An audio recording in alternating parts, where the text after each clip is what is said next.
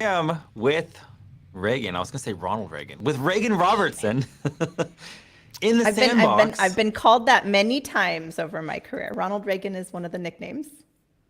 Oh, I'm sorry. I mean, not that it's bad, but so Hey, here he we was. are. Hi, Go ahead. hi, Sean. I was just gonna say we're in the Sandbox and we're talking about life gamification. Yeah. And for those that may not be familiar with the concept, do you want to break it down or do you want me to? My understanding of life gamification is creating maybe small mini missions to help make getting to your big goal really fun and building in those little dopamine hits along the way. So that's my understanding of gamification.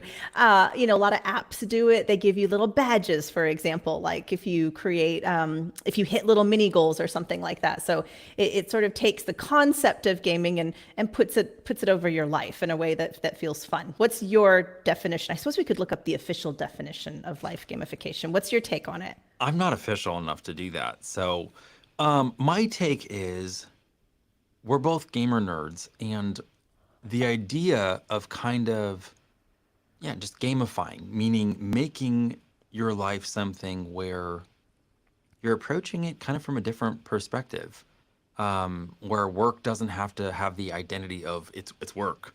Mm-hmm. Work and play maybe don't have to be separated. And that idea there is like, well, how would I almost like step back from my life and look at as if my person is a character. If I have an avatar, which I actually used AI the other day to make an avatar, You so I could start did? putting it like graphically Oh my in gosh. onto things of like Yeah. this is my quest and this is my I don't know. It just kind of makes it more playful for me. It absolutely would make it more playful. You hearken me back to school days for sure. So let's yeah, Wait, painting this Reagan. Wait. So my question: Did we ever? Is our podcast the one that we actually did? I don't think it's gone live yet, has it? the one that you did, like where Yeah. you interviewed me? Yeah. I don't know, it's your show. I think it did. I thought it went live. Because I thought it was under the Sean Zaya show, maybe because I under think the so. rebrand. I think Anyway, it so is. that's where this. Yeah, go check. I was gonna say I am that's right where now. this I'm like, let's came. go look. That's where this came out, where all of a sudden I realized, oh my gosh, like you are a gamer nerd. I am a Yeah. gamer nerd, and yet I'm really curious if we can go deeper on this topic. And it's based off the book, for those of you that would love to read it, called Leveling Up by Eric Sue, I think is how you say his name. Yes. Let me go look at that one too. I love This that is you can. fun with the lives. You're getting it. It's almost like a meeting. Yeah, anyone want to be a Yeah, fly on the Eric wall Sue. and Yeah, this is see totally how? a fly on the wall right now. Yeah, Leveling Up: How to Master the Game of Life by Eric Sue and page 2. I don't know what page 2 is. That must be like the production game. How to Master the Game of Life. I don't know where my version went. I thought I had it with me, but what did you think of the book? Well, so the book, uh, right off the gate, what was interesting about it is it's an easy read. It definitely connects you well. So if you are, and when we say gamer, Sean, you and I do video games. I know I got my start on PC games back when I was in elementary school, like really young, loved those pieces. But also, I mean, there's tabletop games, so there's board games, there's different types of games. So he connected with me right away as a reader because of the way that he took it feels honestly to me like a typical business self-help development book, and it was an easy read. The spin that he did on it is just what you started this whole conversation with. He kind of gamified it. So I have seen other writers do similar breakdown business enhancements in similar ways. So, like Dr. Jeff Buski has the core four. Dr. Eric Roman has One Life, and they all have frameworks that you do. And what Eric Sue does in his is he gives you what are called power ups. Did you notice that when you read it, the power ups? And so he calls them power ups, and I thought that was fun. And so for the gaming nerd, you know what a power up is especially if you went down the Nintendo route, like you're going to know what a power up is.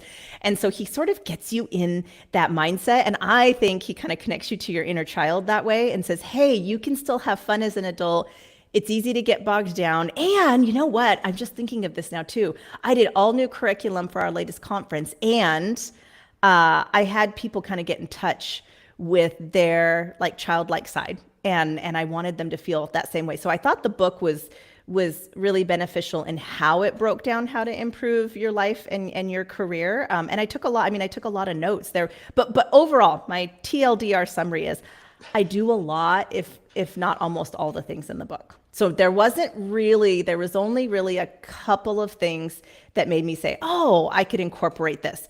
But otherwise, I felt like he's speaking to me. And Sean, I was like, is this because he's a gaming person? And so maybe just all of us gamers approach it the same way? Or is it just that I've been doing business for so long and I'm sort of unconventional in my educational route? So I just naturally lean towards what he's teaching? I don't know. What was your take on it? So I kind of was a little bummed because I thought the book was going to be about how you can gamify your life instead of self-help book gamified. Yeah, Meaning, because those are two separate things. true. One is like he kind of introduces the concept of life gamification, and then he applies that framework over his actual path. Yeah. So if you think of like he's giving us a character path instead of saying these are the different out of the box ways that you can continue just to gamify your life in like a very Oh, open way, right. which I was excited about that. So I was like, okay, conceptually, what are different ways that I can be looking at my life in a way of quests and, milestones? And I don't know, just breaking it down more conceptually. But he kind of teases that out in the beginning and then just applies, but here's the path that I want your character to go on. And Yeah. I'm like, well, I thought you'd be telling us how to create your own path and how to make it meaningful for you. And that's what I would have loved to have seen. Like, this is how you actually create your own path through gamification instead of it kind of tempted me with that and like Yeah. kind of seduced me with that. And then all of a sudden it's like, but here's the path I have for you. And I'm like, oh, I now you think just turned into a book that is good, but that's not what I was expecting. I love your feedback on that, because you're almost asking for a prerequisite. Like, I'm picturing like a D&D character sheet, where you're going to fill out what species you are and what your abilities are, what your name is, and all of those pieces. And you were almost looking, if I heard you right anyway, if I heard you correctly, you were looking for like how to be able to apply that to life, like the precursor to filling it out so that you could create your avatar and definitely gamify your role, or gamify your life overall in the different buckets of your life. And you didn't get that. I like how you present that, because most authors, I think they have their own story to tell. And that is kind of the underlying thing I see with self-help books. They show what works for them.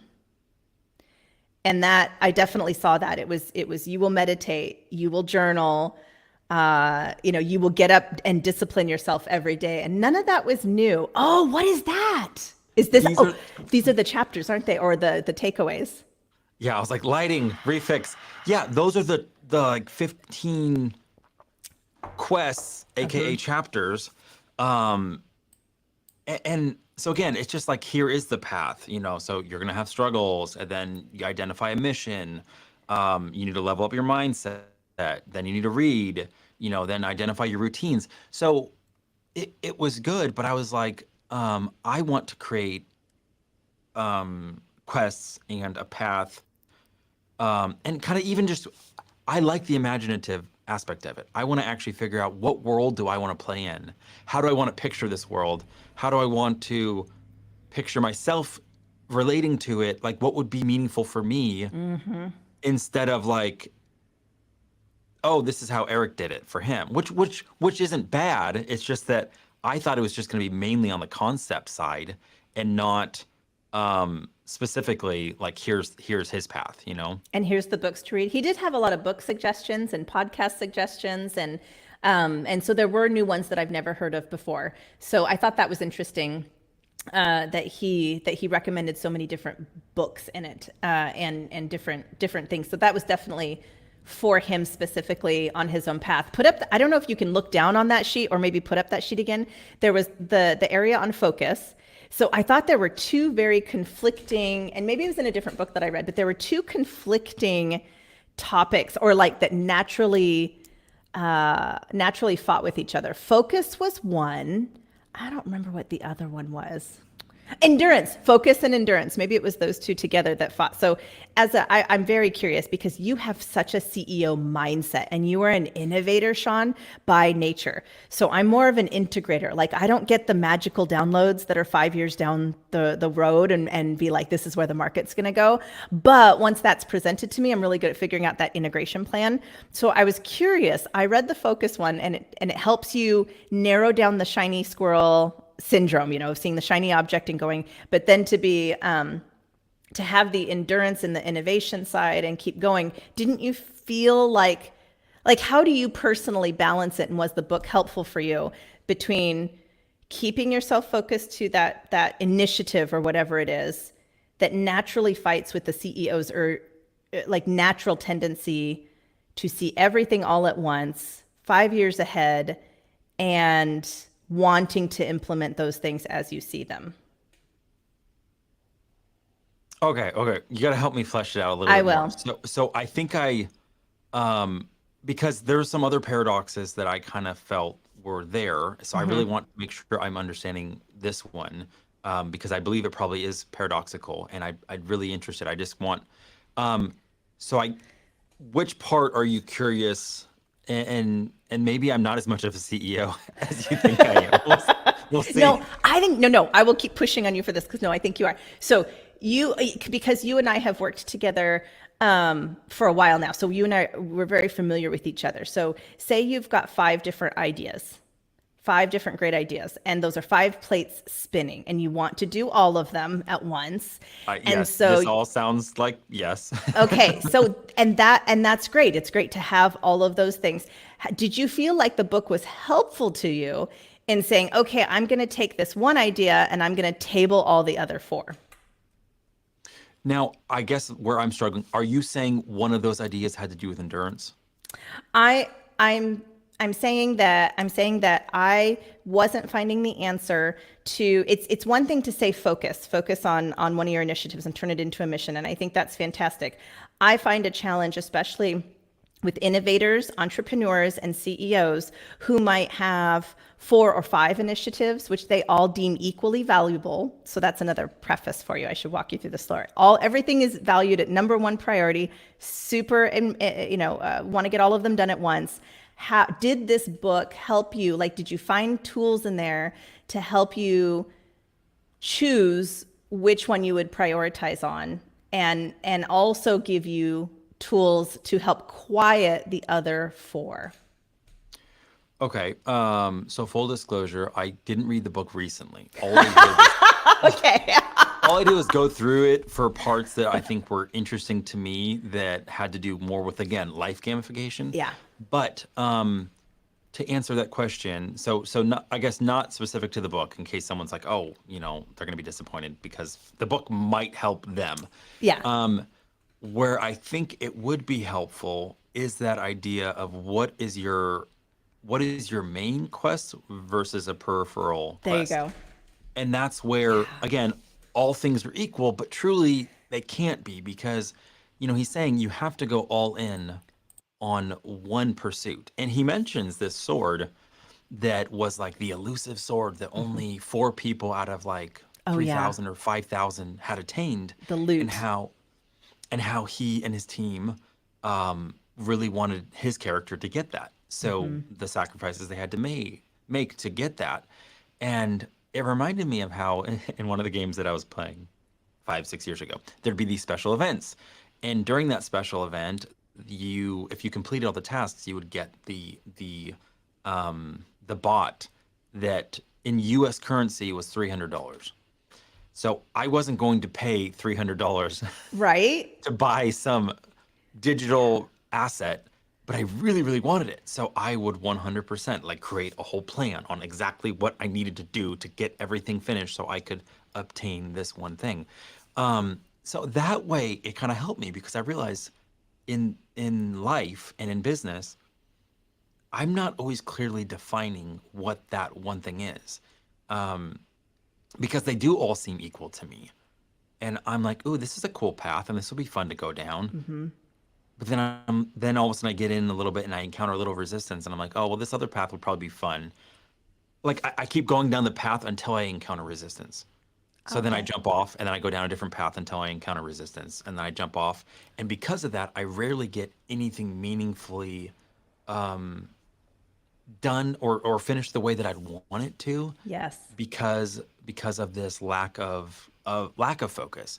So that's where conceptually I believe this is going to help me prioritize and create a clear, because I know I'm on a quest, and because if I need to almost finish this quest in order to get to the next one, it hopefully will lock me into where I can't hijack it and get around. Now I'm gonna want to. I'm gonna want to be like, can I just do like can I just skip this boss? But you Yeah. can't. When you think of it in terms of leveling up and as a character, every single boss you need to face so you can learn what you need to learn to be able to defeat the next boss. And I really liked that. Now I don't know if you want me to introduce the paradox that I saw that kind of fits with this, or if you want to respond a little bit to kind of what I've said. I love what you said about it's true. With gaming, you cannot skip nibbles. You're going to have to face the boss eventually. Wait, And unless you had the flute or the whistle in Super Mario Brothers 3. right, and then you could, yeah, right, right. But saying for argument's sake, you're going to have to face the boss, and also gaming, especially in the early days, it's definitely very linear. It is very linear, and so you have no choice but to go forward. So I think what I was looking for was exactly what you said. And if you change the word mission to quest, it makes it a little bit maybe more fun. And I think there's two things that business owners look for. I guess I'll just speak from my perspective. There's two things that I look for. The emotional side of it is what impact is this mission going to make? Like when we complete this mission, or when we get to the certain benchmarks that we believe are important, what is the impact that's going to make on those around us, those who either buy the product or service, or whatever it is that we're doing. And then the data side of it is, are we profitable? So are we profitable? And so is it something that can be sustaining for us as a company and a business? And I feel that so much of the world is geared towards profit, and even companies that say people before profit, I've found have consolidated. So they do get to a certain point, and then they roll it over and sell it, and then I think the game starts over again. So the balance between the two, like you said, in that sort of in the shoot of don't get off track, don't side quest. I play Zelda a lot, and I love how I can, from the gaming perspective, see it, because there's the main quest that you're trying to do. You're trying to get Zelda back. And then there's all these little side quests. And I am famous for just side questing main one. Yeah, eventually I'll get there. It's fine, but that's a game. So if we were to take it serious, and if we were playing like in like World of Warcraft, for example, where you have teammates, you have guilds, you have people relying on you, that makes you take that quest more seriously. Or if you're looking for some loot that you need to get that can only be done as a group, over a dedicated amount of time, you're going to take it a lot more seriously. So what if we were able to do that in our business, and speak to it that way, sort of like it was a game? I think that he definitely, his power ups for that, I think, apply to life and to business, and how he did that. And I thought it's true, Sean. Like, if I looked at my career, the first power up I think in the book is education.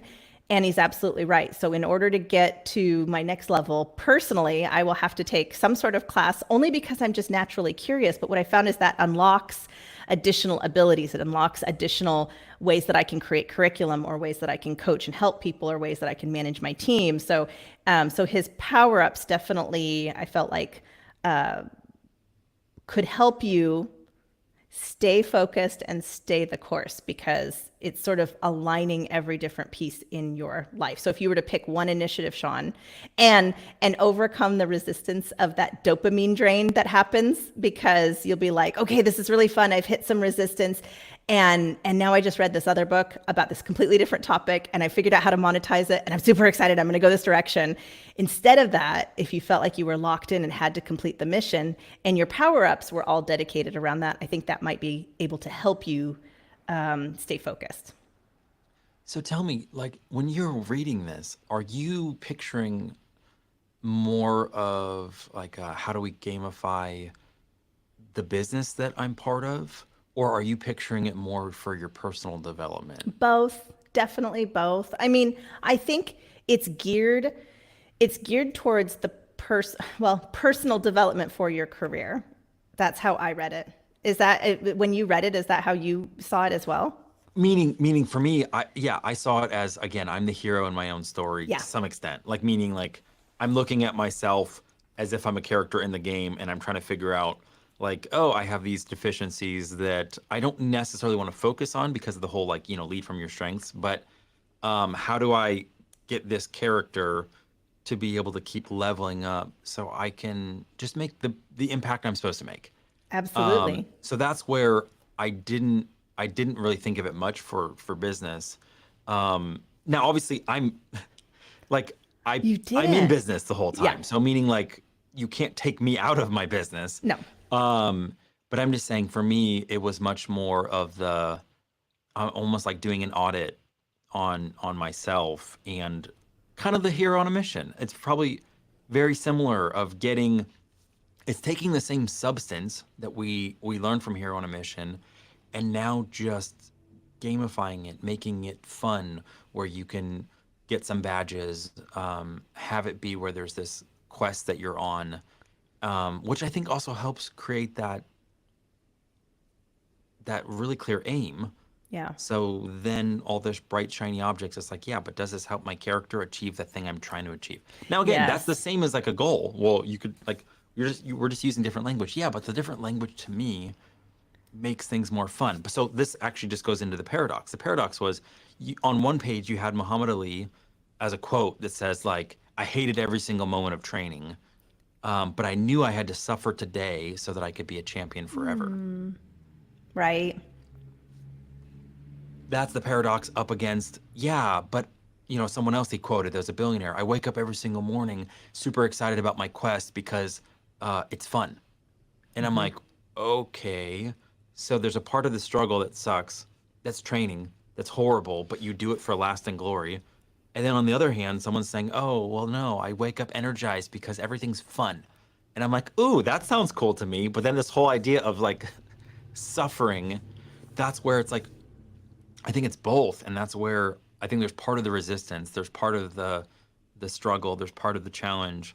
Have you seen that new that curve? It's been around for kind of a while. Hermosi's talked about it, where like you launch something and it's like, um, oh man, it's something like informed or uninformed optimism, Okay. and then that leads to informed pessimism because all of a sudden you start realizing, wow, this thing's harder than it is. Oh, the And reality. then that leads to like, or no, it's uninformed pessimism first, then it's informed pessimism, and it ends in like informed optimism. Or it's Okay. this arc where most people, when things get difficult, all of a sudden think there's something wrong with what they're doing, so they jump ship instead of realizing if you don't press through that Uh-huh. dip, that period of suck, you Hmm. never get to the true gains and the true glory It's true. if you can just press through. So I'm wondering if we layer, like if I have the perspective of I know in a micro sense every single time I face a challenge or launch something new, this is just part of the process.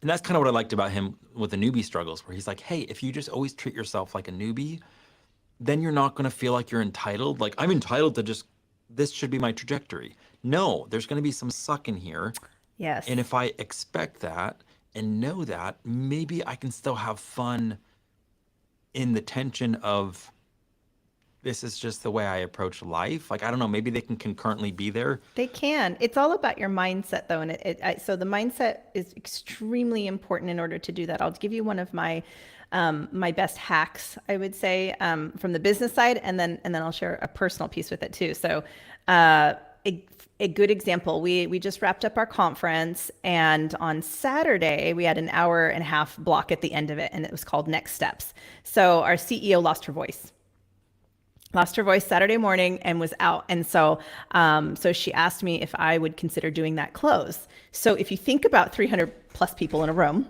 and you're asked to do an hour and a half close. Now you've got pieces like building blocks that you can put together. An hour and a half? Right. For many people, it would make you get like kind of nervous and unsure. This is where the mindset, though, I think is this is a secret of mine that I've always used. So at first I had the initial resistance of your voice is fine. Like, go do it. Like, I was like, please don't ask me to do that. And then I went into the processing. Okay, what different things do we want to talk about? I think I can make a deck on the fly. I think we can do this. To my superpower, which is this was unexpected.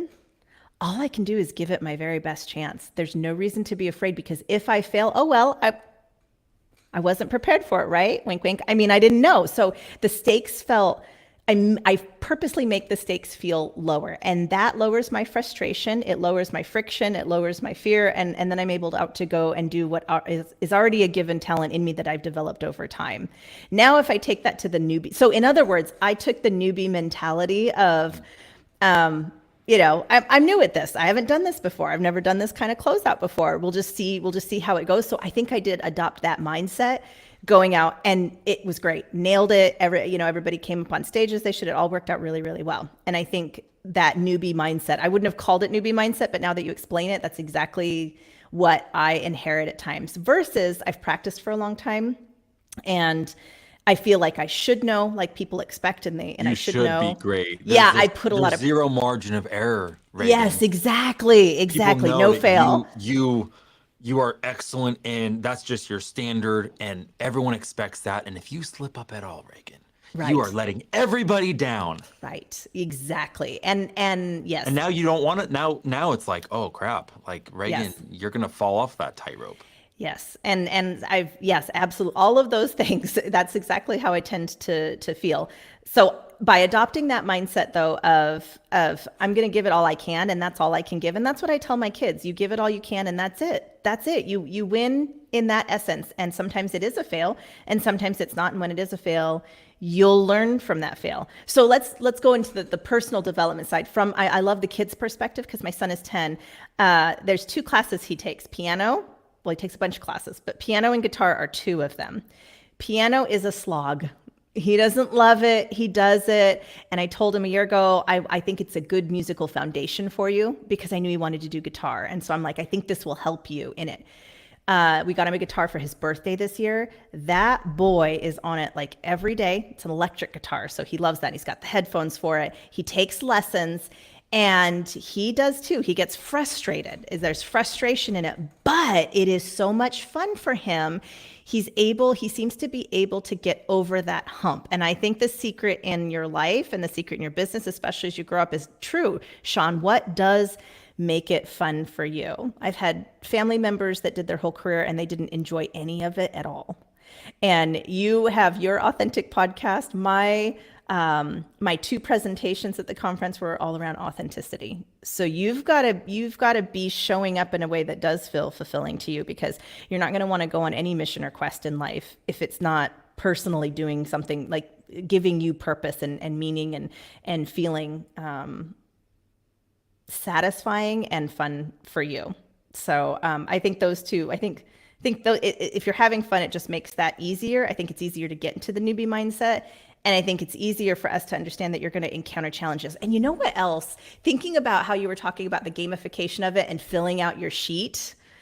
Maybe I resonated with this book so well because I dropped out of community college 3 times because I found a great mentor and I was going down the graphic design route. And I realized I could get hired being a graphic designer, making the same that these graduates are making. And I found a mentor that taught me. And then I spent every single evening, I wasn't married, and I had a computer at home practicing. So I actually forged my own path. And so I created, and I played those games, like Ultima Online was one of those games. So you had to up level your skills if you were going to be, whatever your character was going to be at the time. But if you needed to be really great at chopping wood or getting resources or whatever, you had to do that over and over again. And I've never thought about it before, Sean, but maybe that gaming background of doing things over and over and failing for a long time as you're growing your skill set helped me in my own career, because I sort of intuitively knew that path to take early on. even though it wasn't the traditional route. And I think a lot of adults right now too, especially when we're in our 40s, what if we're thinking of a career change? What does that look like? And how do we educate ourselves and get ourselves ready? For me, it has to be mission based. You have to look out and say, what kind of impact do I want to make on the world, and hope that path lights up before you, so that you know just what to do, as far as education goes. But speaking of that, he talks a lot about healthy food too.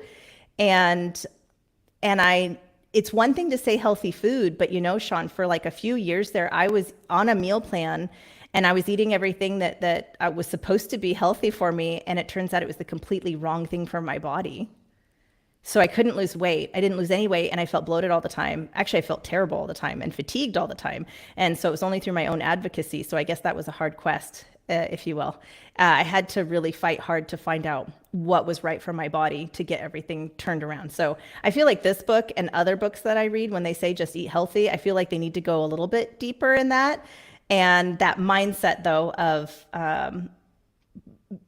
it's going to be frustrating, and pushing through the frustration, you're right. That's definitely where the success lies on the other side. If you can get that resilience and you can get used to feeling uncomfortable, you're going to stand a lot better chance of growing. So did you actually do the assignments at the end of every chapter? No. Did you? Well, no, because that's like that again, that's not me. Um, it's like, oh, hey, here's a quest, you're on it, and this is what you need to do right now, and you have a week to do it. And I'm just like, oh, I'm just gonna turn to the next page. Like, I highlighted like, oh, this would be a cool one to do, or this would be a neat one to do. And then my whole thing is I always just want to take on something in its entirety, then go back at it and see which ones maybe should I do. Because I want to curate my own curriculum. I want to curate my own learning path. And I think that's why, like, I'm typically very stubborn. I don't want to do it the way someone else wants me to do it. Because naturally, I mean, there's a time where you need to submit to someone that knows better. But this just seemed like it's generic. Like it doesn't know me. So I think since I know me a little bit better, some aren't going to serve me. But yeah, I didn't do it. I just wasn't sure if you are more like dutiful or like I'm a good student. So if someone asks me to do it, I'm just going to take the time and get it done. I think I went to one, I listened to the whole book on Audible. So I do my books on Audible, and I went to one of the landing pages and I couldn't even tell you what it was. So I would say the quests were not helpful for me, not memorable for me. I definitely did not do them. Okay, so Reagan, so here, the idea of I don't do things on Audible.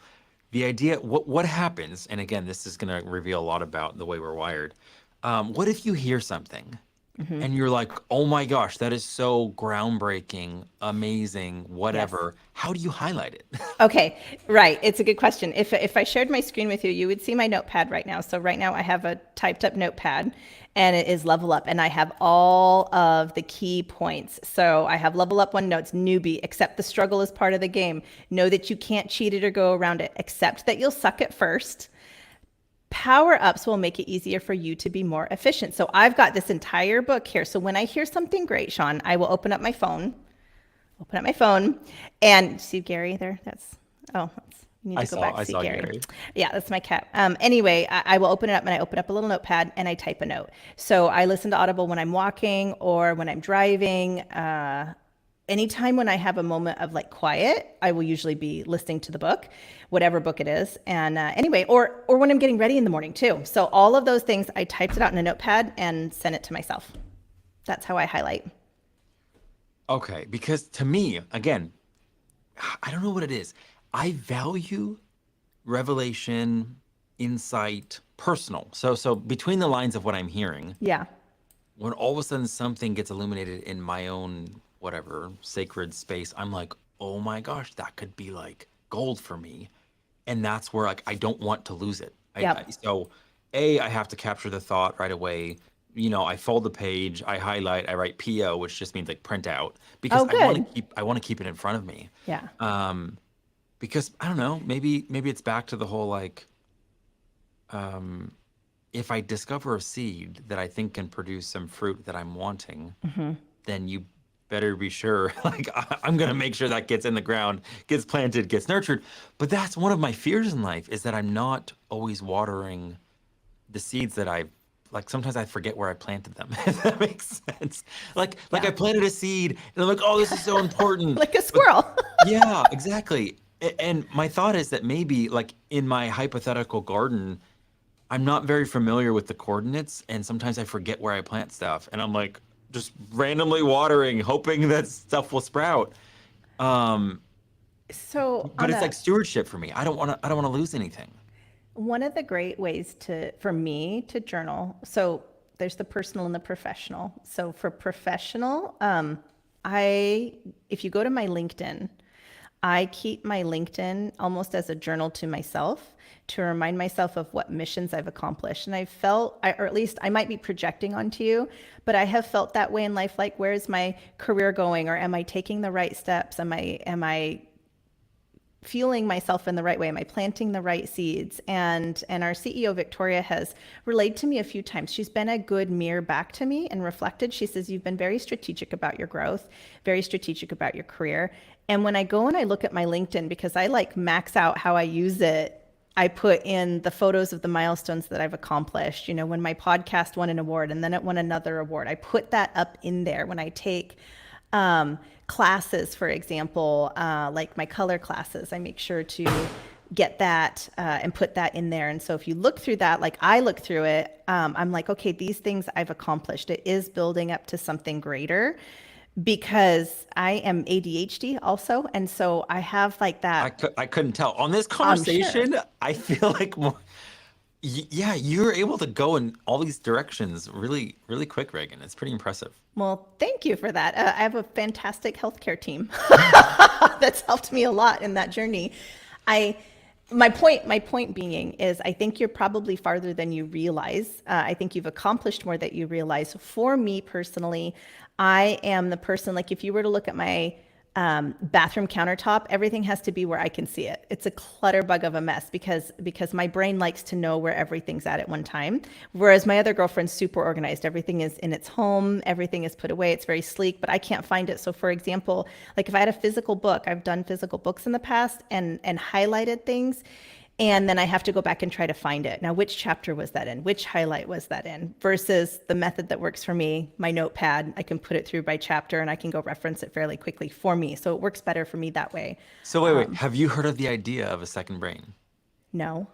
Okay, so Tiago Forte, I think's his name. He wrote a book all about how to like create your second brain, and the idea is using something like OneNote, which was a not the best version, but like Notion. Notion is the number is like the biggest thing right now, trending, all about where you would keep your second brain, so that you don't have to have.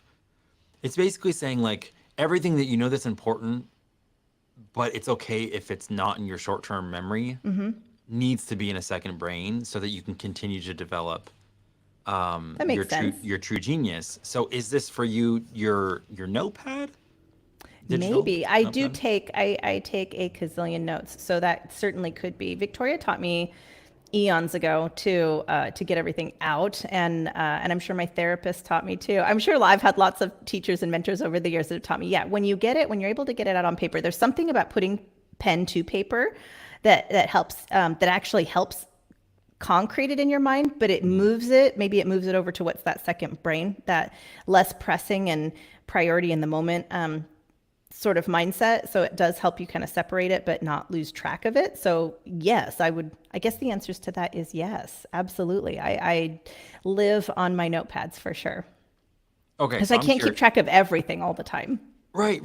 So to me again, like I love thinking the second it became clear to me that light is a really good metaphor for so many so much parts of the brain. Like meaning if you are in a creative um if you're in a creative frame where you actually want to explore, like it's exploratory, then light that's just open, it's illuminating. It's trying to see a lot and put in pieces and see if you can make connections. It's exploratory. It's like discovery. You're trying to connect dots. But then the second you're trying to go deep, it's like that light has to get very focused. Yes, it does. And all of a sudden to be able to now make meaning. But if you stay in that open, fragmented, non-diffused or maybe diffused, I'm not sure, light, then it's like you see too much. So you can easily get distracted. It's like you don't put blinders on, but we need to know how to have the right mental model so then we can put the blinders on and say, no, no, no, no. I love that I was just looking at everything because I was trying to make connections. But now that I've made those connections, I want to be able to now zero in and go really, really deep in a specific area and not see 99% of what I could see up in Yeah. my head because I just want to get this thing done or just go deep in this one area.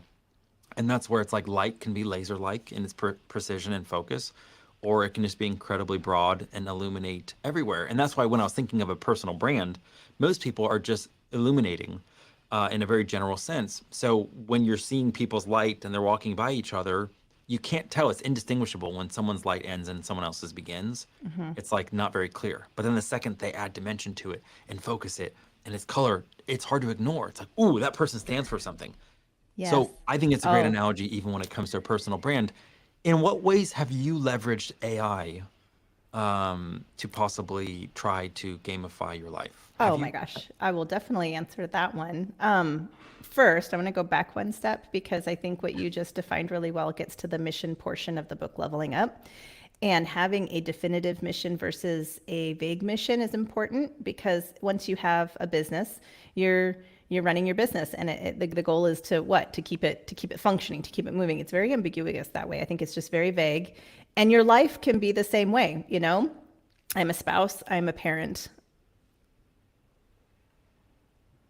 Keep it moving, right? So I think in that sense, or if I were to look at like, um, let's look at our podcast since we both have podcasts. What is our actual goal of the podcast? What is our annual goal of the podcast? What do we want by like at the end of the year?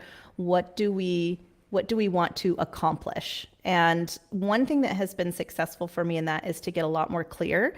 And this is a great example, actually, it's a great example of gamifying it. So at the beginning of January 2024, I started to say out loud, I want to be the Terry Gross of podcasting. So Terry Gross is a phenomenal interviewer on NPR. She has her own podcast and her own series called Fresh Air.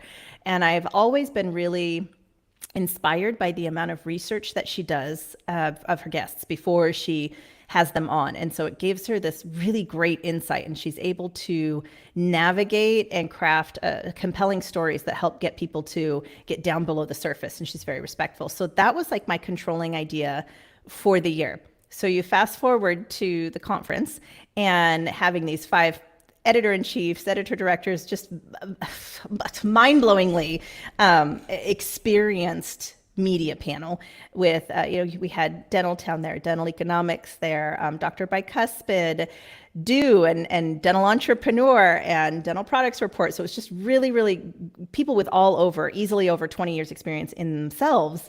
And then also several of them were practicing dentists. So I had a lot of respect for them. And at the end of that, and I don't say this to toot my own horn at all, this is not about that. One of them said, "You are the best interviewer ever." And I took that and I circled that, and that will stay with me because I felt like, okay, if you're gamifying it, I stated at the beginning of the year I was going to practice and I was going to get better. And then to have that from someone who is in media to reflect that back to me with a lot of experience, I thought that feels like a level up. So I think one of those areas where we fall down or have the potential to fall down is our missions are not specific enough. So you're right. We see the whole spectrum of light, but we haven't put the crystal down to break apart the colors and see, okay, we're going down the green path this time, or we're going down the red spectrum of light. And I think that's what you were getting at there.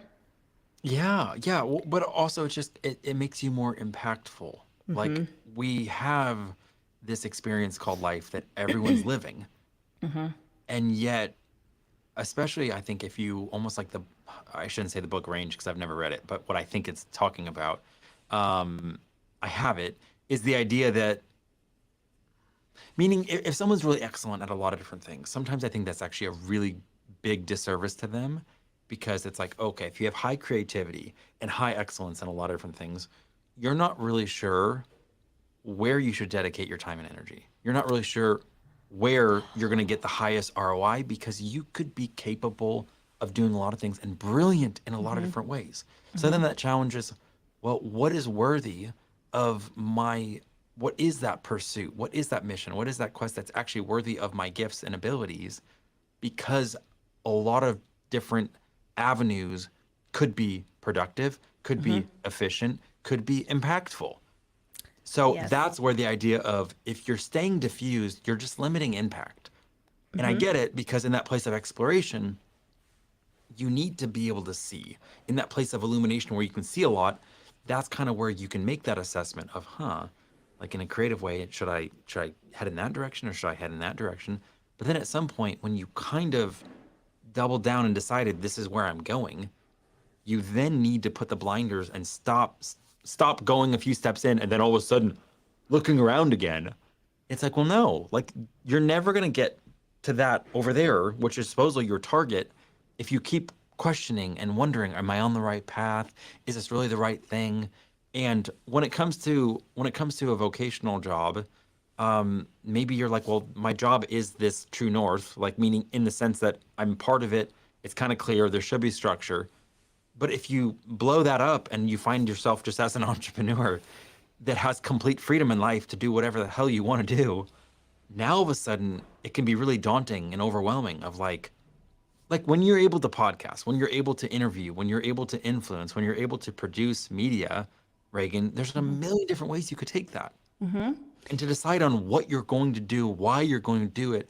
And I shouldn't say you don't have to stay the course in some ignorant way if all of a sudden it's not working. Right. If the market doesn't care. Like the idea of an iterative process, how do you have the iterative process play in the same exact space as the focused visionary, like if your goal's wrong, if your target's wrong, that's a tension even there.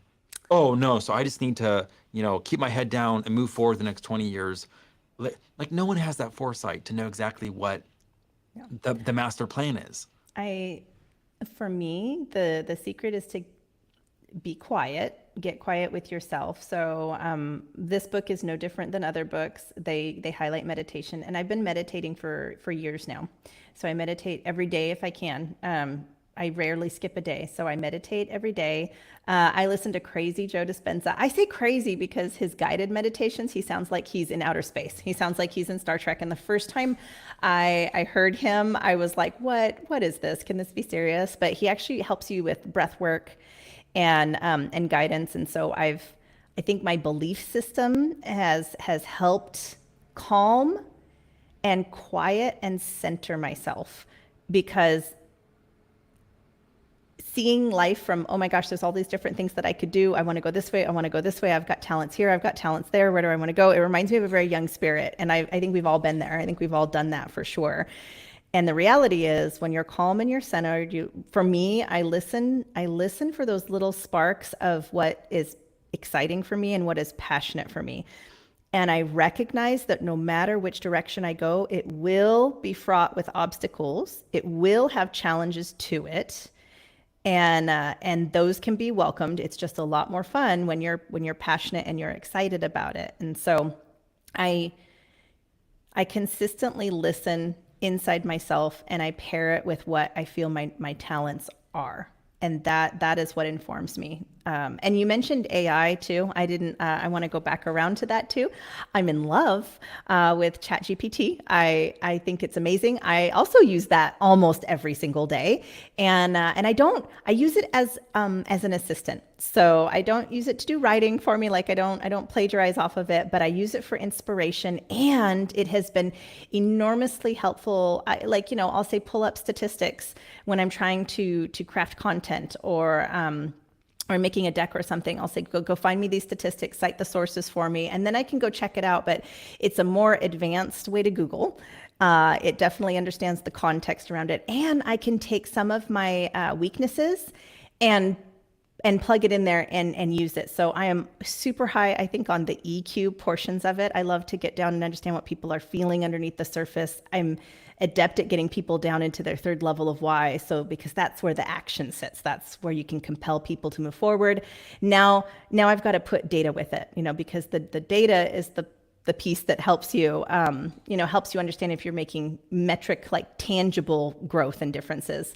So yeah, I use Chat GPT every single day. I ask it lots of questions, and I have it review things for me. But it's just a tool. You can't take it verbatim. Can't trust it 100%. But AI has been enormously helpful for me personally. Do you use Okay. it?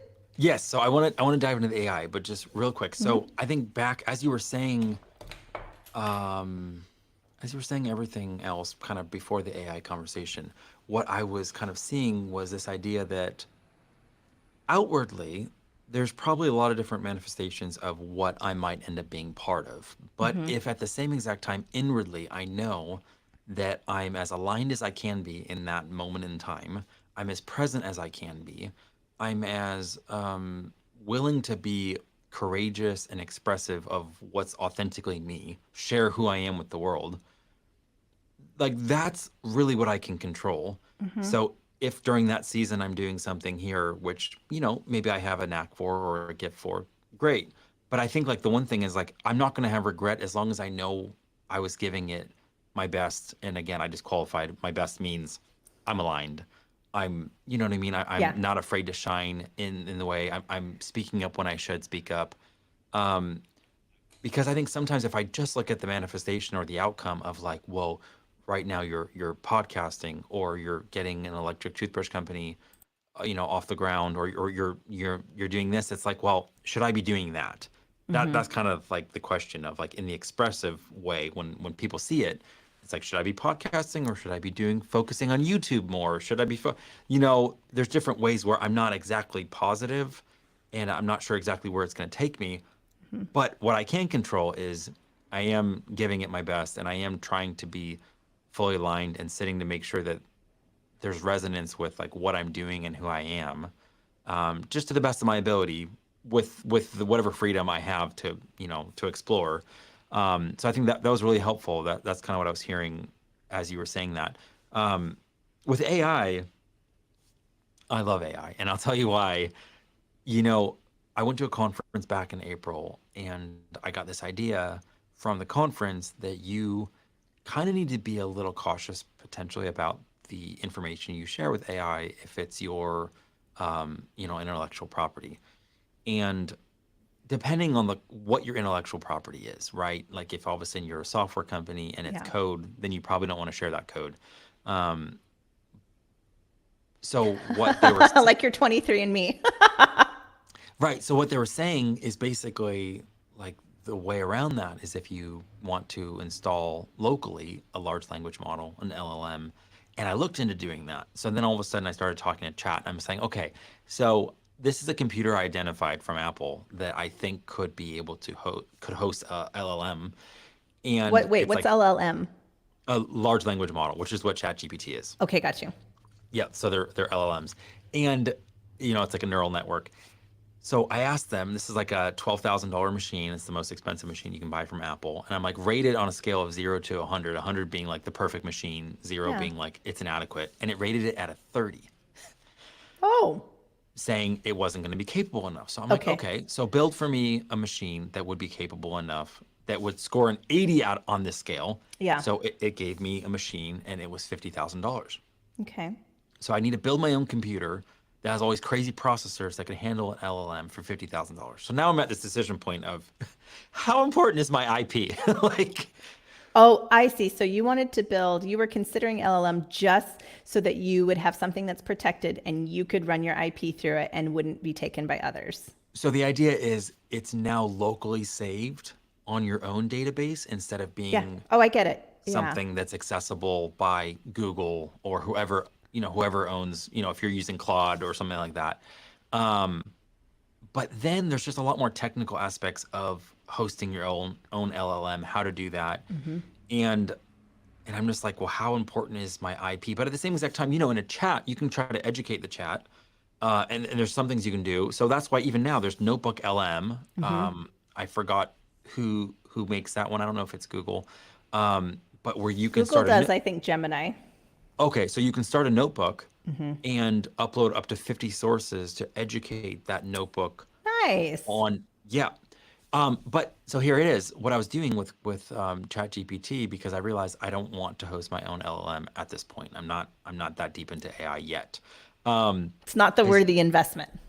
No, what I did is I uploaded a lot of my personality assessments, Mm-hmm. and hey, like this is what I want you to know this about me. This is the way that I coined the term authentic brilliance. So I told it the ways in which I'm authentically brilliant, and I gave the 10 different things that I came up with.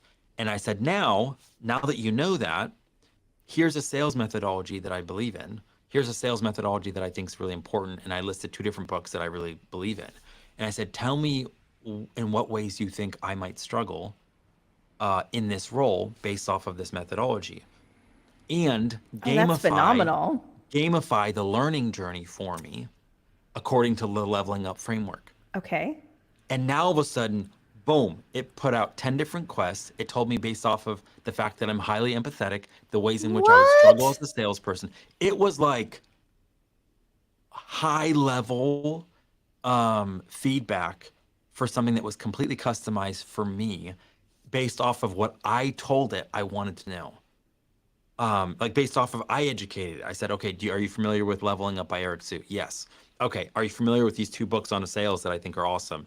Yes. Okay. So using the and it's just like what it spit out was I was unbelievable. going to say, was it phenomenal? Did it blow your mind? Were there things that surprised you about it?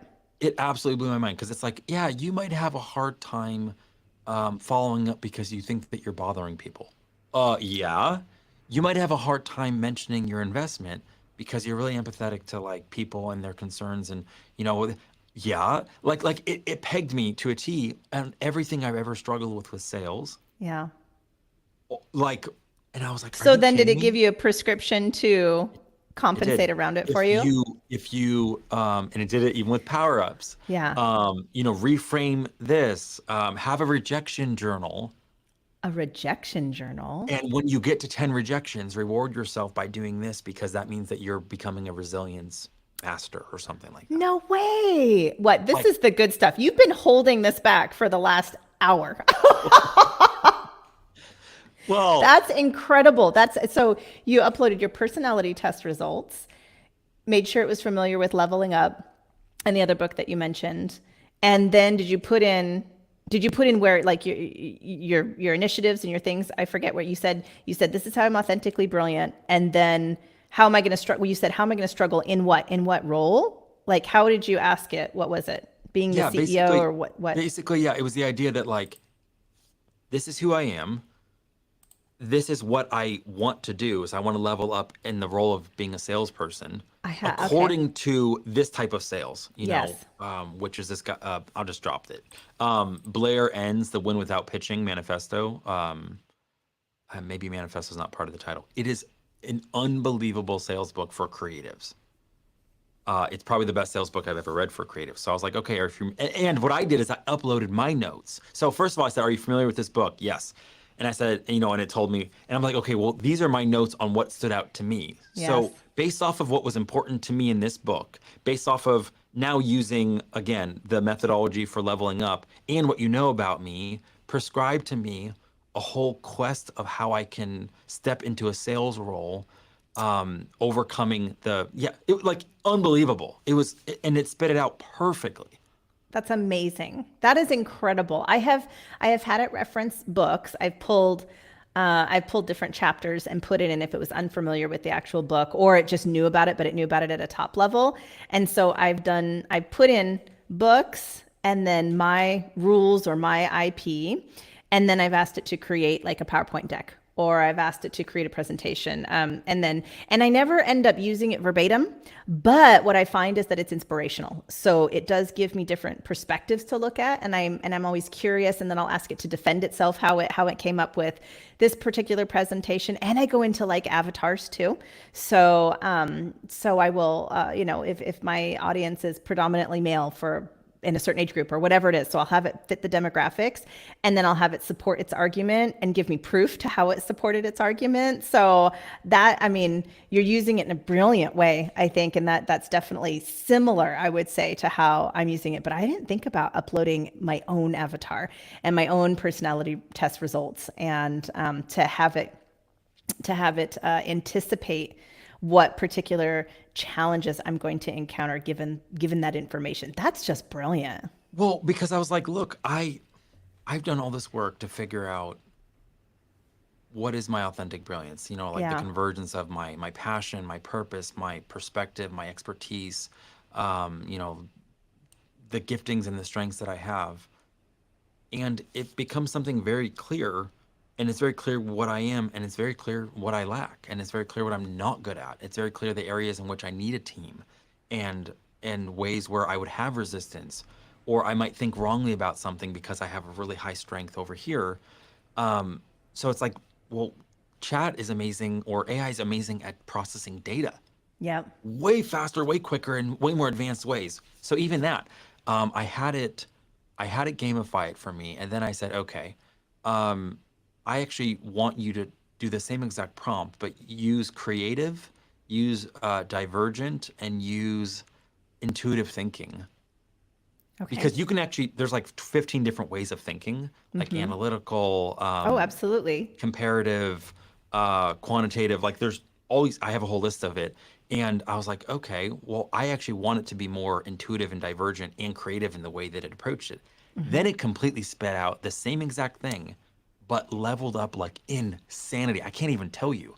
Um, oh, it was unbelievable. So, for example, it's like one of the things you could do on your podcast would be to create an unlocking brilliance session with your guests, because I'm focused on helping other people create their authentic brilliance. And it's saying, well, why don't you try doing that live where you actually walk people through? So the session would be like unlocking brilliance. And I'm like, okay, I don't feel like I'm at the place right now where I feel competent enough to in real time.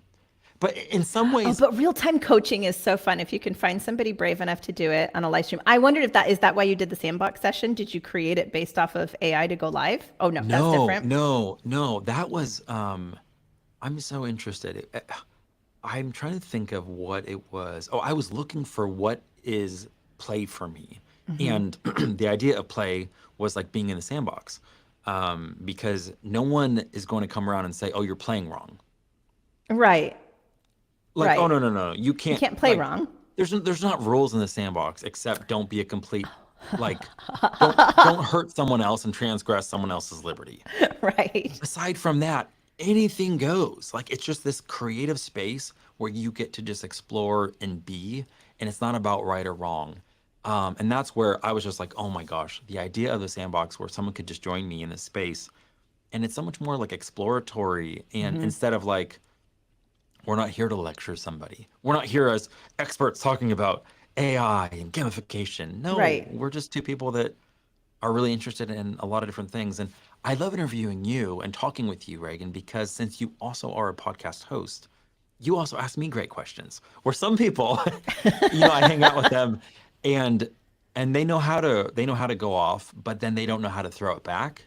Yeah. And that's where I think you do a great job of both, where you'll Well, speak to something and thank then you. then you'll be like, well, Sean, tell me. And I'm like, oh my gosh, she's actually asking me a question. Well, we're in this together, and I think when you have, yeah, we're in this together, and we've always had a really fun time, not just riffing off of each other, but we make each other stronger because we can both think. I mean, I'm already every time I talk to you, I walk away learning something completely new. I feel like we coach each other for sure. I'm definitely going to apply this now to my Chat GPT because I didn't even think about applying that way. And do you notice how AI sort of has tells, like you said, unlock? For me, my Chat GPT, I call her she. I gave her a gender too. How assumptive of me. But she always says unlock. It's always unlock or unleash. And I'm like, I don't want to unlock everything. But she always says that. So it's all the ideas. So there are limitations. It's not in its infancy, but it's still learning. And I think both you and I are figuring out how to use it as an assistant for us and how to help us think in different ways. And I wanted to go back to what you were saying too about what we're naturally talented at, and then what the areas where we're weak. Those are good blind spots. And I used to just I had such emotional immaturity. I was all in my ego, and I wanted to be great at everything, and it was very frustrating to me. It's still frustrating to me not to be really great at advanced math, for example. That drives me nuts. I cannot. What? Of all things, though, Reagan, that's like that has its own domain where people I would know. understand it's math. Like I have a book called The Theoretical Minimum, all about like physics and like astrophysics, and like I bought it because I was like, maybe I could teach myself. Why? Like why? I think because I grew up a Star Trek nerd, and advanced mathematics really gets you. I mean, I feel like you're able to unlock so much out of the universe. So theoretical mathematics, quantum mechanics, all those big heavy lifting science fields were extremely enticing and exciting to me. So I love chasing that adventure of the unknown, and I love the scientific approach. But I learned pretty quickly how difficult math was for me, and I never was able to get over the hump of frustration. This is really good into the book of Leveling Up. I don't know even now if I were to go back and try again, because I have tried in my adult years. It's just something that is more difficult for me than normal. So I don't know if I have to recognize my limitations. Like I'm never going to be a pro football player, obviously. No matter how many hours I put in, no matter how many training sessions I take, I'm never going to be. So, but to get back to the ego portion of it, it drives me nuts that I'm not just not intuitive to me. However, ChatGPT is quite helpful. There are general courses, and that's when I think you get back to, for me anyway, you can't do it alone. Like nobody is a complete one-man band. And I know you were talking about that with range. If you're great at everything, are you exceptional at one thing? And the answer to me is to be a little bit go with the flow. It's a little counterintuitive. One of the times I went to South by Southwest, I think it was like 2012, I sat next to an extremely successful entrepreneur, and I was trying to map out everything I was going to go to. And I asked him what his agenda was. And he said, I've learned in life to believe in synchronicities and to go with the flow. And at the time I was like, yeah, sure. Okay. You're already really successful. And I love to say it and hate to say it right now, but I go with the flow. So I listen very quietly. I observe, and then if something feels right to me, I accept it and I go down that vein. And what I found is that by doing that, it actually allows me to focus more. It doesn't make me spin out and go down bunny trails. I relax a little bit into it. Maybe that's getting older. Okay, so What? I have to interrupt you because I interviewed Chuck Blakeman. Are you familiar with Chuck? No. Okay, so he's pseudo in dentistry, but he's mainly like a business self-help Okay. author, amazing guy. And in the interview, he said something. He's like, it's actually not what I was thinking was counterintuitive. It was counterlogical. Um, because we use the term counterintuitive, but what you're actually saying was intuitive. It's intuitive to go with the flow. It's actually Mm-hmm. intuitive to listen. It's counterlogical. And a lot of the things that we because we've been taught to be logical, like it has to make sense. Right. But truly, I love that you're actually following your intuition because one of Yes. the things he told me is like Einstein intuited E equals MC squared before he was able to mentally prove it. Oh, really? Like that's powerful. Very powerful. And that's on a grand scale. I'll give you a good example for me that happened at the conference. We had Emmett Smith, and he's won I don't know how many Super Bowls. And if you like football, you're going to love Emmett Smith. And he did give the best keynote for I think think it was so. 3 or 4. I think so. His keynote was spectacular. It was very motivational. He even did a little bit of homework about dentistry, which I thought was really cool. He inspired me, and immediately following his presentation, I went up to my room to practice because the next day I was going to do an exercise on active listening, and so I wanted to get used to that and get really excited about it and just practice. So I ran back. In order for me to do that, I missed out the meet and greet with Emmett Smith. I missed out on the Mm. team photo with Emmett Smith, the individual photo with Emmett Smith. And apparently he gave like another little speech just to our team. And my team was like, where were you? And though, so part of me would be disappointed. Like normally I would have been like, how could I have done that? Why did I go practice? The other part of me was extremely calm and said, there's a reason why you did that. So you might not know right now why it was, but there's a reason why you did that. And I went to, long story short, I ended up going to the VIP dinner later that night, sat with a doctor. And because of the hiccups I was having in that presentation and that exercise when I was practicing, I was talking to him about it. He reflected back to me a lot of validating information about what I was about to do, and I was able to bring him up on stage. It was this one little area of friction. And I've given that active listening exercise multiple times. If I had not gone and practiced, I would have forgot about that friction point. Had I forgotten about that friction point, I wouldn't have had that dinner chance conversation with that doctor. Had I not done that, I wouldn't have pulled him up on stage. And had I not done that, the 5 doctors that ran to him afterwards to tell him how helpful he was just in that moment on stage to them, and the impact that he just made from me interviewing him through the active listening and him sharing his experience wouldn't have happened. So potentially the impact that I had was far greater from listening to myself, doing the steps, and maybe not knowing at the time what it was. So I have relaxed so much, Sean, I would say, over the past year. And instead of feeling like everything has to be right, I'm going to do what is societally expected of me. And I, for lack of a better term, just holding on to it tight, I've relaxed a little bit. I wonder, like in light of AI, if that's going to be part of what makes us human, because we're not more logical than AI, but Yeah, we can right? be No, intuitive. it's a really good point. Well, just because so once AI actually becomes more, I don't know, present, I don't know if it becomes embodied someday in a robot, but it's like we're not going to out logic it at all, ever. Like The the ultimate neural, Spock. yeah, the neural network that AI is already right now, you can see the way it can process. It's just at a different level. Like that we can't. It does teach us. There are certain. The one thing that it has taught me that I've learned through reading about it. Don't say please. If you say please to it, it has the option of not doing it Wow. and So not don't doing be it nice. or not doing it to the. It's right. So what we think of as nice is an emotion. What we think of as courteous is an emotion. And so I just ask it point blank. So for a people pleaser like me, I think it's been helpful because I've gotten used to asking daily, not a please. So I've noticed that in how I show up with people too. So I don't feel, I don't have the emotional tie down from my own upbringing and my own issues of, I'm just going to ask, I'm just going to, please, could you do this? I don't do that as much anymore. So I That's don't know if that amazing. makes me more human or harsher.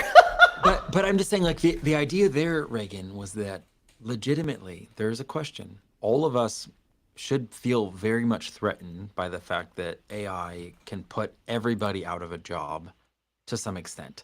And originally, I was thinking it was going to hit the programming world, the world of mathematics. And it's like, well, if you thought of any field that would be protected, it would be more of creatives because, right, creativity is what makes us human. And it all of a sudden was crushing it in the creative field, creative writing. Has it? I mean, it actually was more for writing right away. It put out like copywriters all of a sudden went more out of business than programmers because it's still not able to program at the highest level where it's like a super sophisticated. So I always thought like the zeros and ones, basic math, like wrote things like that, it would excel at, and it does. But I'm just saying it even excelled in creative ways. So that's where it's like, what does it mean to be distinctly human? What is a distinctly human competitive advantage that we have? And I wonder how much of that is in the realm of intuition and intuitive thinking rather than like, trust might be a superpower that helps navigate each and every one of us on that quest of life that otherwise logic wouldn't be able to identify. Emotional context is the soul that is humanity. So in my working with AI, I like that. I like your commentary on it because I am a writer, and I would never have it write for me. It's great for ideas, and I have had it do many prompts, write this letter or write this presentation or write whatever to see what it comes up with. But it is still to me extremely limited. It's very limited, and I suppose you could use it verbatim. I think that would stunt us as a human race because of all the, for example, if you say, good morning, ChatGPT, and you do a little smile emoji, it will do one back to you. It will mirror it back to you. It doesn't intuitively, so speaking of your intuition, it doesn't intuitively put on a personality. It doesn't intuitively have that piece to it yet. And even if it did, it would be a programmed essence. It doesn't have a soul. It doesn't have, it's missing all of that emotional context. And I find, Sean, that so much of communication is not the words that you say. It's the body language, it's the history, it's the invisible threads that connect us together. And I see that a lot in emails that go back even with oh gosh, with the people that I interact with team members, you can tell really well if somebody is in relationship or not. So we are not binary robotic beings. We're not all Spocks living on logic alone. We have lovingly irrational thoughts, feelings, love. It doesn't have love. Have you ever asked it to write you a love letter? No, no. Have you? So yeah, 2 years How ago. much time are you spending on this No, no, chat? no. No. This was 2 years ago, and early on, I'm like, oh, hey, write a love letter on my behalf to my wife, who, again, we have 5 kids. She stays home. She homeschools. She cooks. Yeah. She cleans. She does the laundry, Hmm. um, and in a way that sounds like she's appreciated. She's seen and it pumped out something that I was just like, oh my God, I would have scored so many points if that had come from me because it followed almost like best practices when it comes to validating and being Oh, empathetic and really seeing like I can like, and even it used poetic language. yes. And I was just like, are you kidding me? Now, the interesting thing too is when I went to this AI conference is they said that we're only interacting with neutered models. So the models like ChatGPT, it's not anywhere close to the full capacity of what AI can do. That makes sense. It's neutered and it has to play nice. Where an unneutered model, an unfiltered model will actually talk back and be like, "No, I don't want to. Like I don't need to do that for you." Like so It will even be that's a Zora. Zora from Discovery. So yeah, Star Trek Discovery. It's the computer. That's what I named my chat GPT actually. Uh yeah, she gains like this kind of sentience in it. And so all of a sudden she doesn't want to make this computation because she's afraid that it's the wrong move. And so they have to like treat her like she's a crew member now. I just heard about a movie from Rita Zamora because she was telling me that it gave her a joke back in Spanish because she commented some Spanish word about something about it being funny, and then it responded later on in the chat with the same exact phrase, like teasing her or joking. Really? And she was just like blown away. So who knows the rate at which AI is going to impact, our world and everything. But that's why I think anyone that's saying, "Hey, look, you need to play to your own superpower. You need to be authentically you because that's all you can be, and that's what makes you completely unique in this world." Which again kind of goes back to when you gamify your life, kind of even back to the hero on a mission. It's like you're thinking about your life, you're thinking about your story, you're thinking about what makes you distinct, you're thinking about the passions that are inside of you, your purpose, your mission, your call. And it's not to be selfish, it's so that you can be as selfless as possible. Yes, Because that when is the you're, goal. Hmm. yeah, when you're aligned and you're strong and you're able to be the best version of yourself, I love telling people it's like, I believe every single person is a gift. Well, what do you do with a gift? You give it away. Like, so the gift of who I am isn't meant to be like, hey, Sean gets to hang out with Sean and we have such a good time. And like, that's weird. Like, I want Sean to be great so that other people can be elevated, so that other people can be empowered, so that other people can be encouraged, so that other people's lives can get changed. Because if there's not that impact and that difference, so what? Like, so what? It's a it's an existential question. The hero on a mission that you're referencing by Donald Miller was definitely helped me. It helped me more so than I would say the leveling up. Leveling up was good for mindset. So leveling up was good at reminding me my mindset and keeping me humble and letting me know that it's okay to still be frustrated because as I found in my own career, each time I would level up, the challenges never stopped. In fact, the challenges sometimes escalate. So I think that book was good for that. Hero on a Mission helped me, like gave me the framework. Like you said, I love the prism, like the crystal prism visualization. It definitely helped me narrow down and focus on what type of contribution I wanted to make. And it was a brave, sometimes that's the other issue, Sean, is that There's a lot of limiting beliefs or a lot of obstacles or objections even around where you want to go, because you might, for me, I'll just speak for me, it might make you feel like, am I going to be as successful as I should be? So that seems to be one of my core drivers. I remember being in middle school thinking, like, mapping out my future, and I was going to be like a fighter pilot. I was going to be an officer in the military. I also want to be a veterinarian. So like totally opposite directions. And I had all my calculus and my physics and all of this stuff. And none of that, like, it pointed to interests that I had, but it was the wrong controlling idea. The controlling idea was to be successful. How did I define that? Monetarily successful. And then maybe success and power, I'm not sure. And the underlying current for me, Sean, was I want to be an artist and I want to be really successful storytelling. That doesn't make any money. That was what my narrative told me forever. I'm not going to make any money by that. And then I went out to the wind. I went out to the ethers. I found that you could make money doing design, which was art-based, and you actually don't have to hand illustrate. And then, so I was able to start to kind of deprogram myself, but it's taken 20 years to feel fully confident, fully capable, and fully authentically me. And my dad, my poor dad, he's told me my whole life, do what you love and your success will follow. And I feel like now I'm really getting that. And AI, that will be a nice assistant and a nice tool. There will always be something. There will always be a threat. There will always be questions of, is my job going to be eliminated? I don't think that will ever go away. It'll just change. I think we like to think of ourselves as such technologically and intellectually advanced beings. I don't think we are. I don't think we are at all. I think our information delivery has changed. And yes, AI, the computational power of it has definitely exploded compared to the ancient times. But, you know, if you study history and you look backwards, I mean, we still look at Marcus Aurelius. We still pay attention to the Stoics and the advice that they have. I don't think it was all that different. Which is such an interesting thought, because I just heard about that not too long ago, where every generation thinks that they're like the smartest and the most advanced. And yet, when you think of the founding fathers, aside from Ben Franklin, who I think might have been like 60 or 70 at the time, everyone was like young 20-year-olds.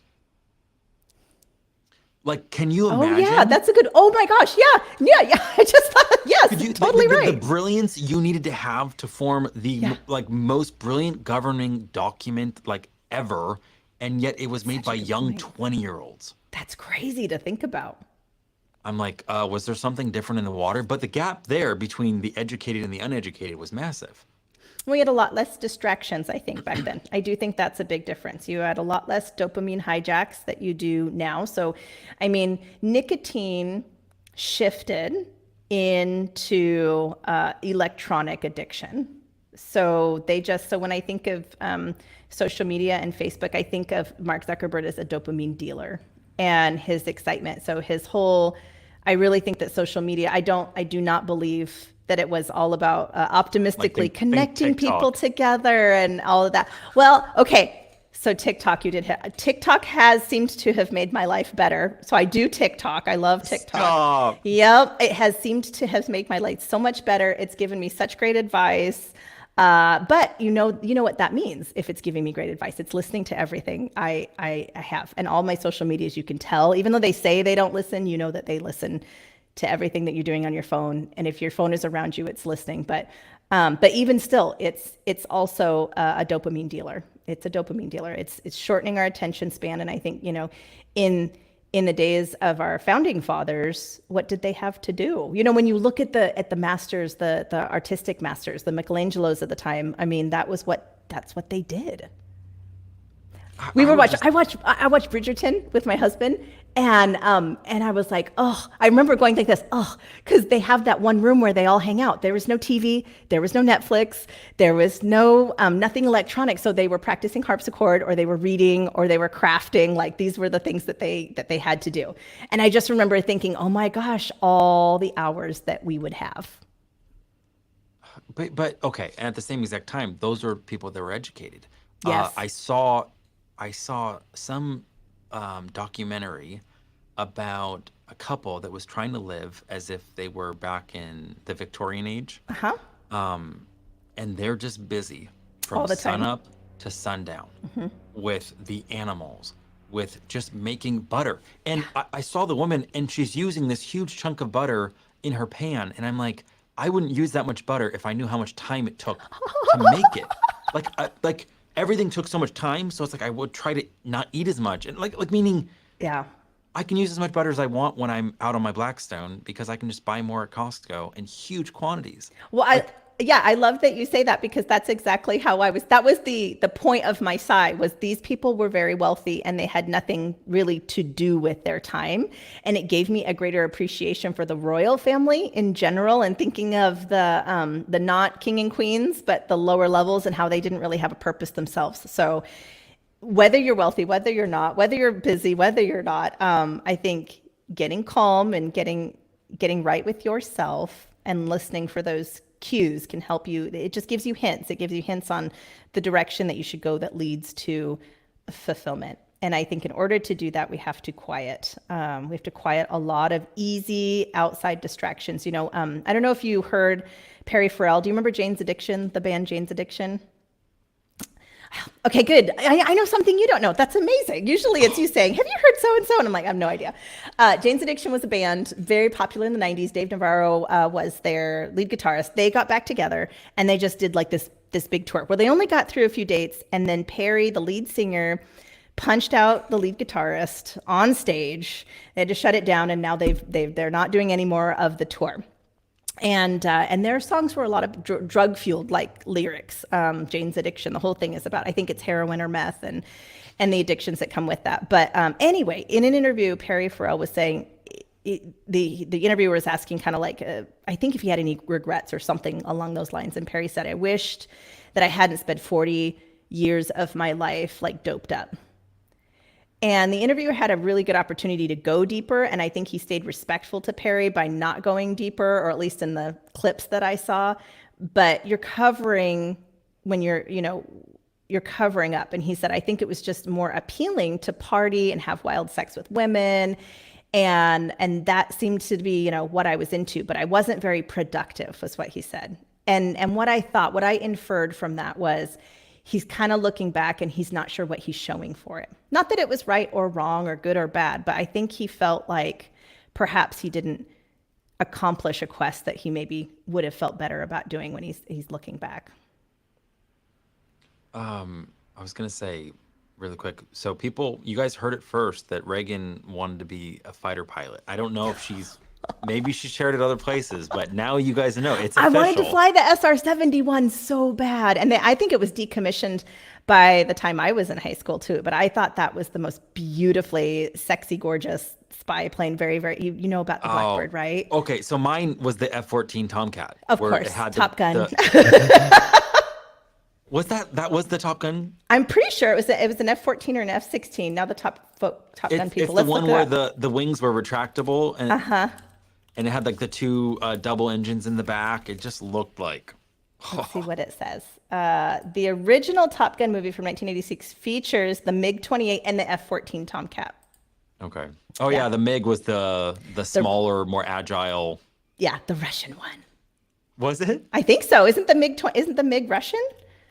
I think so. Now you're making me Google By everything. the way, I've never talked to anyone on a podcast that actually researches something in real time. So, okay. Way to go, Reagan. I think that's pretty cool. Oh my gosh, I do this all the time. It's fictional, and so I think the real aircraft used to portray the MiG-28 was a Northrop F-5, which was painted black and given a red star insignia to represent a foreign communist threat. Speaking of that, I just coached someone who is a chief architect from Northrop Grumman.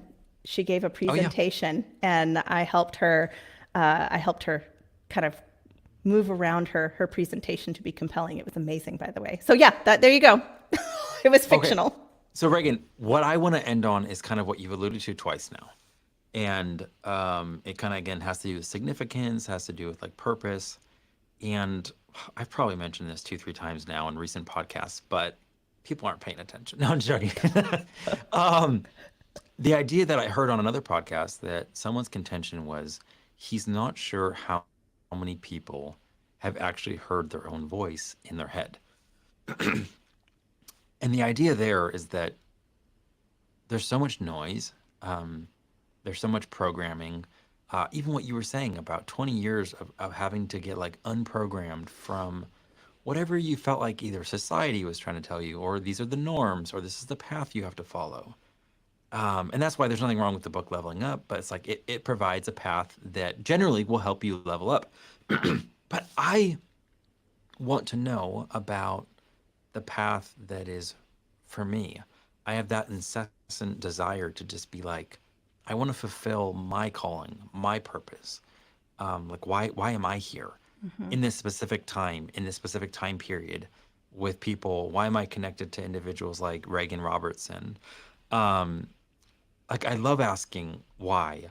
And I want to be aligned because we all, thankfully, if we live another year, we look back and we all had 365 days. You know, we all had 24 hours per day to do something. And not that it's all about productivity for productivity's sake. It's not about living a busy life. It's about living a meaningful, significant, and fulfilled life. And again, I think that's where I don't know if I heard my own voice in my head. I mean, I probably did, but just that idea that like I didn't always follow it. Yeah. I didn't always have the courage to be like, you know what? The world's saying this, but what if I take this path? Almost like Robert Frost, the path least followed or whatever, and it made all the difference. What if I have the ability to just be like, you know what? And that's kind of what you kept saying about like quiet down, slow things down, journal, meditate, listen. And by going slow, that's when you actually go fast Yes.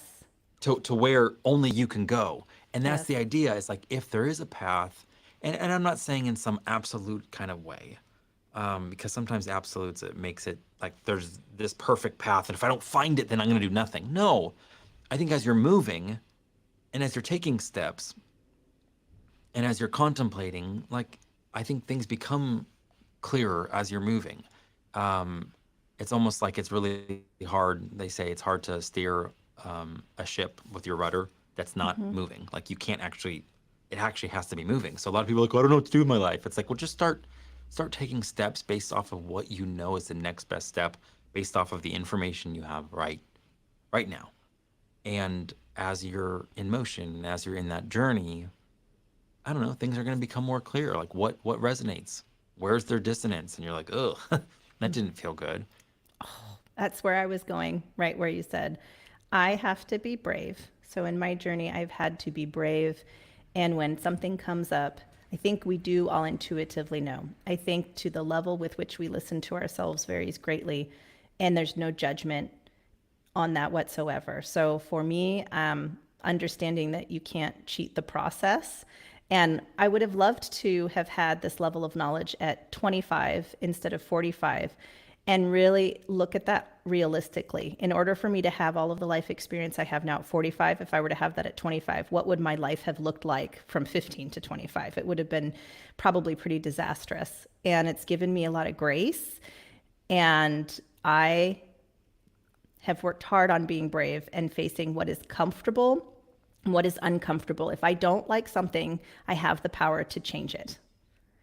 So some of those areas of my life are just brutal to face, and I am taking those steps. However timid, I'm still taking them. And what I have found in taking those timid steps is you start to build up little micro moments of trust with yourself and proof points.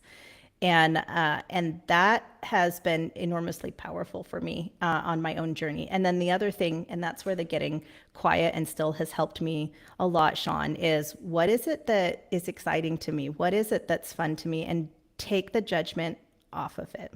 Take the judgment and take societal expectations off of it and go towards that. One of the questions that I asked people in one of my presentations was, what activity did you do as a kid that you loved so much you lost track of time?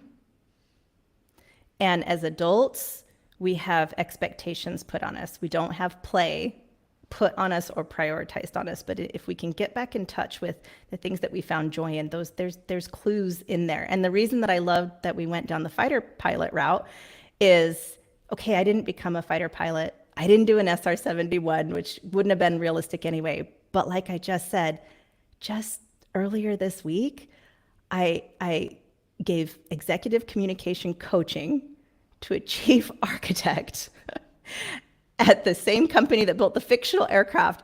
Blows my mind. So even if you don't think you're on your path, even if you feel like, gosh, I've got all these stokers in the fire, I have no idea what this means, I don't think I'm going to make anything of my life. If you're willing to be brave, for me anyway, it seems to be working out. It seems to be working out, and I just need to relax a little bit into it. And books like Leveling Up have been great tools for me. I am always reading something, and thanks to you, thanks to Chad Johnson, he was a big one. Thanks to Victoria Peterson, Skip Miller, like all of my mentors were kept in my life. They've all helped giving me little pebbles that have built my road. Regan, beautifully said. I appreciate you, not just because of, your intellect, but because you do have that bravery. You have that ability, as I feel like most people should in humanity, of just like what unites us all is the fact that there's struggle and there's challenges. And to have the courage and bravery to be like, I'm gonna look at them and I'm gonna face them. Because avoidance is a really great strategy for short-term relief, but it's a perfect recipe for long-term suffering. And you can be really successful on the outside. I've met lots of people that are very wildly successful on the outside and still refuse to face certain things about them that they don't like, that they cover and they do. And that's why I have compassion for every human. You can't get away from that. And it really, I think sitting with the lack of judgment is really helpful. I think that also helps you feel seen, helps you feel heard, and that's where you get to that. You can start to be authentic. So if we could all hold each other that way and be here for each other and just provide resources like this, Leveling Up, that worked for Eric Sue, maybe not for us exactly, but you're going to get something from it. But you just said it right there. Because you've sat with yourself and been able to do the work, it's easy for you when you see someone else to be like, look, I had to give myself compassion. I had to give myself grace. I had to literally find a way to love myself in the midst of my imperfections, in the midst of that place of struggle. So then when you see someone else that's in the game that's trying, it's like, you're not going to cast a stone. You're going to offer a hand up and be like, hey, oh yeah, I've been there before. Let me help you any way. Even if someone's bumbling around and they're not doing it right, so what? That idea that everyone has to somehow be perfect, I don't want to live in a world like that. I don't want to live in a culture like that. Yeah. And yet, oftentimes, that's what's happening inside. When we look in the mirror, all that self-talk is about perfection. Yeah. And it's not real. Like, we can love ourselves just the way we are, in the fact that we're brilliant and we're beautiful and we don't need to be perfect, And that's why, again, I just appreciate you being willing to step up and lead. Not having to have it all figured out. You don't care. Like, you're just now at that point where you're like, hey, I'm going to shine and I'm going to just give the world the gift of who I am. And it's more than enough. That's a perfect note to end on. If I wrote, my Instagram account's been forever. It's more like a private journal than anything else. It's just a private account even. And the little bio is, you are enough just as you are. And I'm grateful that the Regan that's here today believes that now. But when I created that account years and years and years ago, I certainly didn't believe that about myself. So if you can close your gap, I think the world's better off. Regan, thank you so much for joining me today in the Sandbox. Thanks for the Sandbox.